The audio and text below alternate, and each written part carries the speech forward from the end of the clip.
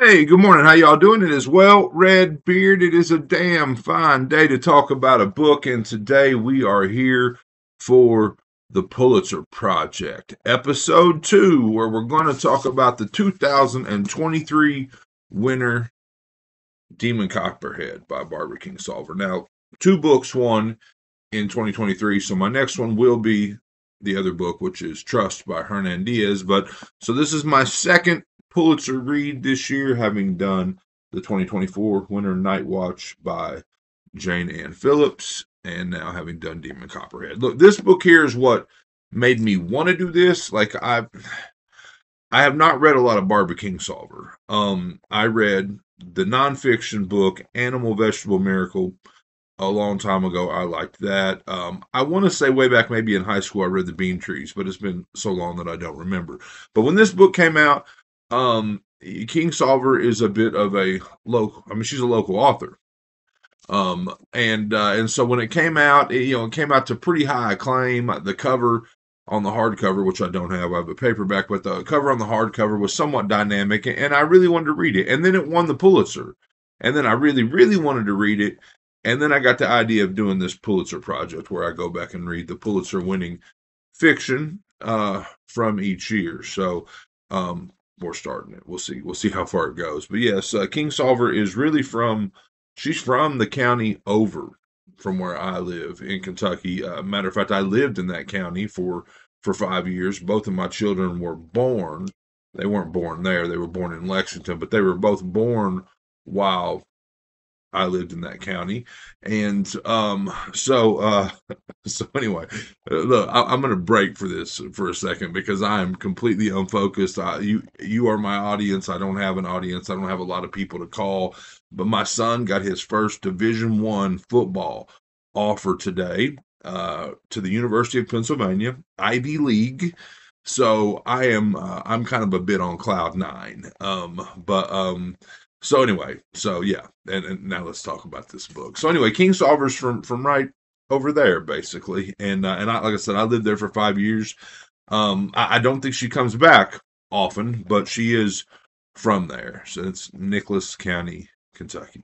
So anyway, this is a great book. This was a 5-star read for me. Now there were a couple things later in the book, and I might briefly get into that that made me think of going a little bit lower, made me think it might be a 4-star read. But I'll tell you, the first 300 pages, I was like, this is going to be in my top 5, top 10 of all time. And it may still be. I mean, I've got a little bit of, I guess, digesting to do still about this. But all in all, I really, really like this book, and it's it's got ties to it's kind of, I think, like a Appalachian redneck retelling of Dickens' David Copperfield. It's a real, I mean, because that book dealt a lot with what's the word I'm looking for, poverty, but like just the pandemic of poverty in England at the time, and this is like a look at that here in Appalachian America with the opioid epidemic and really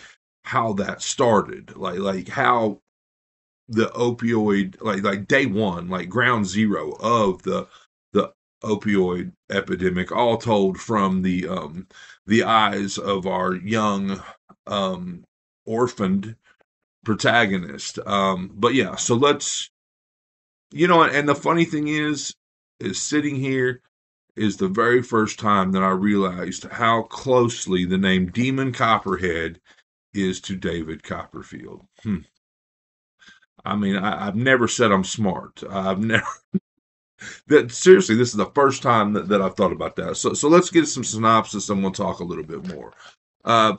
Demon Copperhead is the story of a boy born to a teenage single mother in a single wide trailer with no assets beyond his dead father's good looks and copper-colored hair, a caustic wit, and a fierce talent for survival.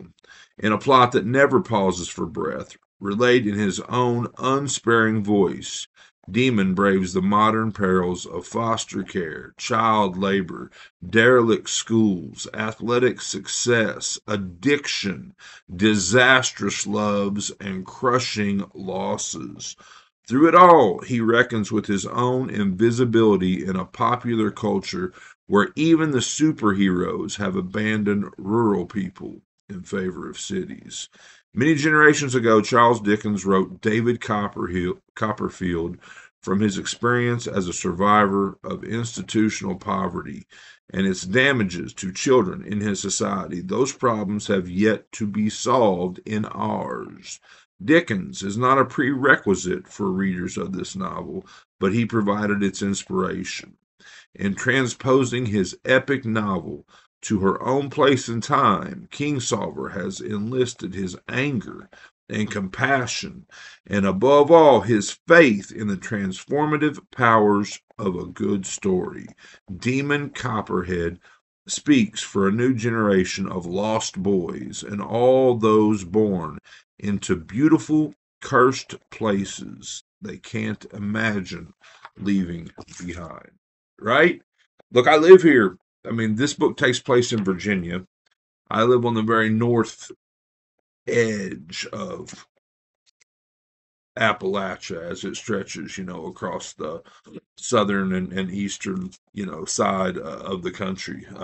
There are no jobs here. There are no prospects here. You can't get good teachers to come here.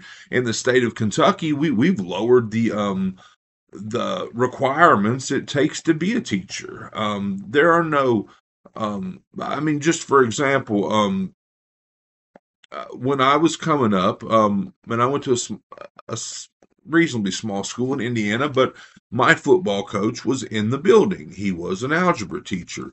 My basketball coach was in the building. He was also a math teacher, which is funny, but you don't get that here anymore. You do not get I mean the coaches, they're not teachers. They're a father of somebody that has stepped in to do a job that nobody really wants to do, and and I guess what I'm saying is there are no prospects, but the kids don't want to leave.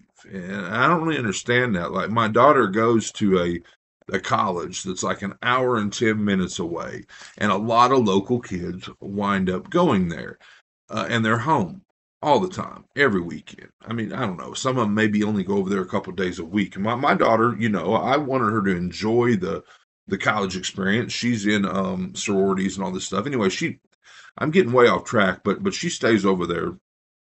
I mean, really most of the time. She may come home once a month or something. But I guess what I'm saying is like if they go away to college, if they actually stay, if they complete it, they still come back here. I mean, probably commute to some sort of a job. But there's nothing here. I mean, and there never was here. I mean, now down in Eastern Kentucky, like you have the coal industry, which is completely kind of shut down now.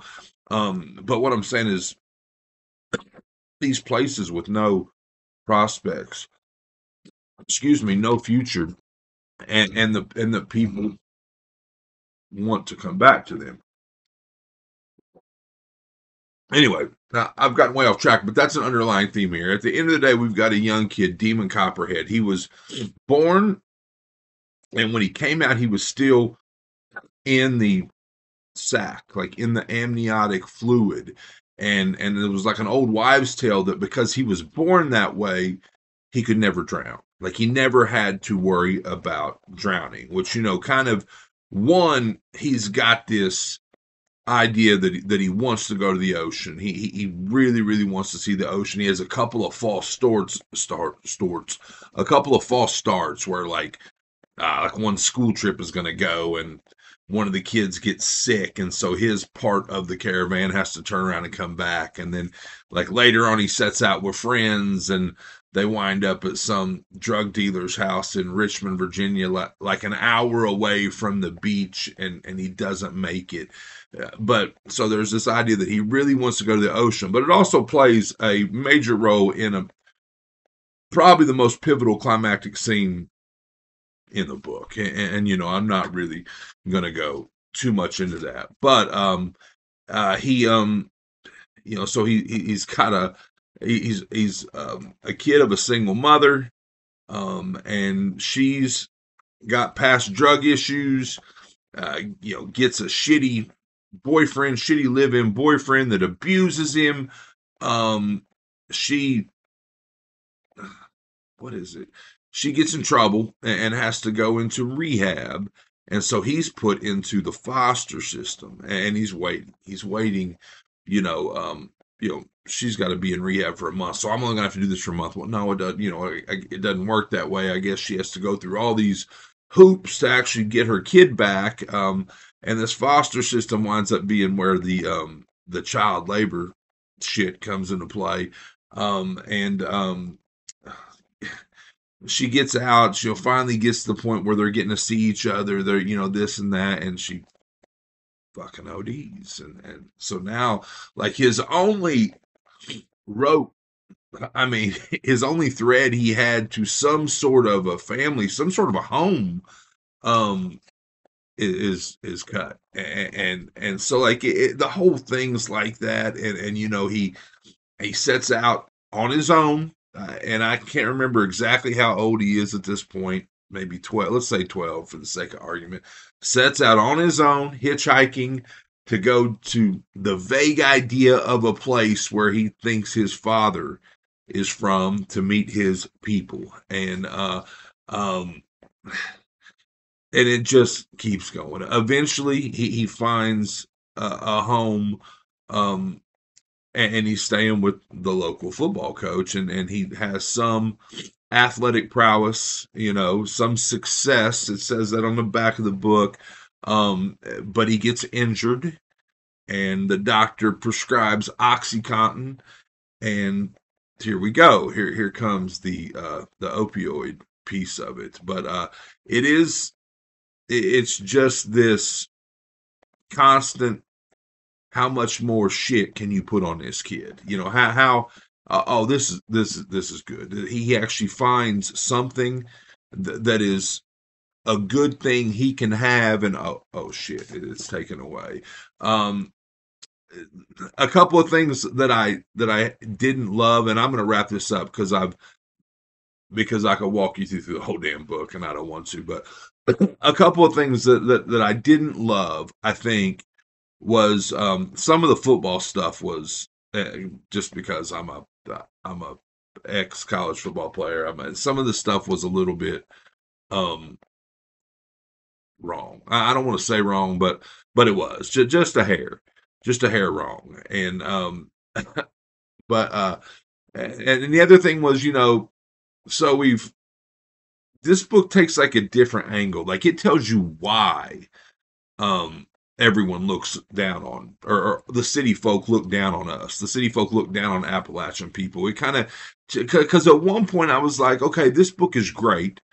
I love this book. I have not read Hillbilly Elegy by J.D. Vance, but I know that I'm not supposed to like that one, not for any political purposes, but for the idea that it's basically like a big put down to country folk, to mountain folk, to Appalachian people. And I was like, so why is this one different? And I don't firmly know the answer. I'm really just saying that because when I think about something in regards to these books, I'm like, oh, I bring it to you. So, but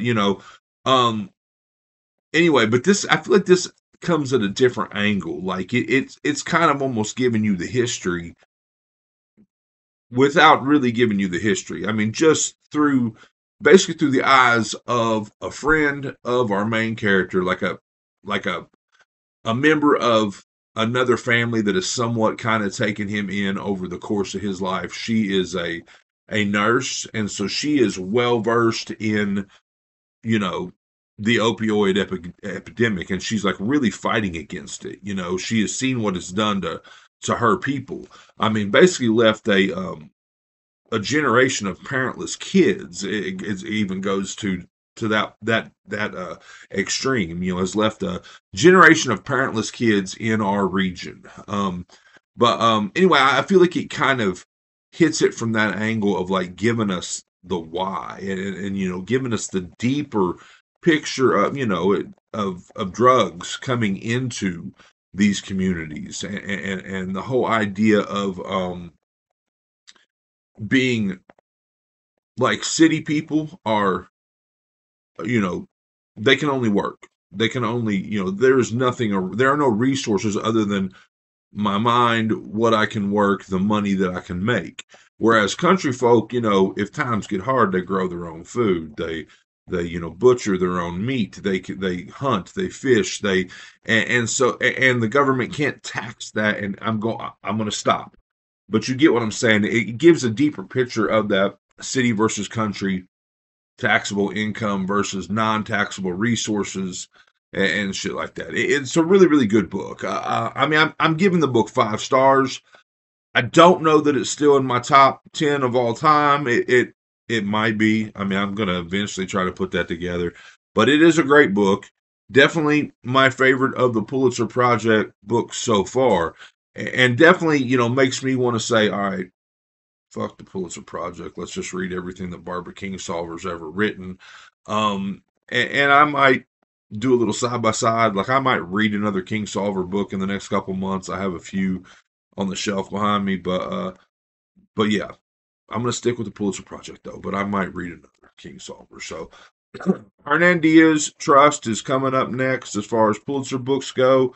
And yeah, that's it. 5 stars.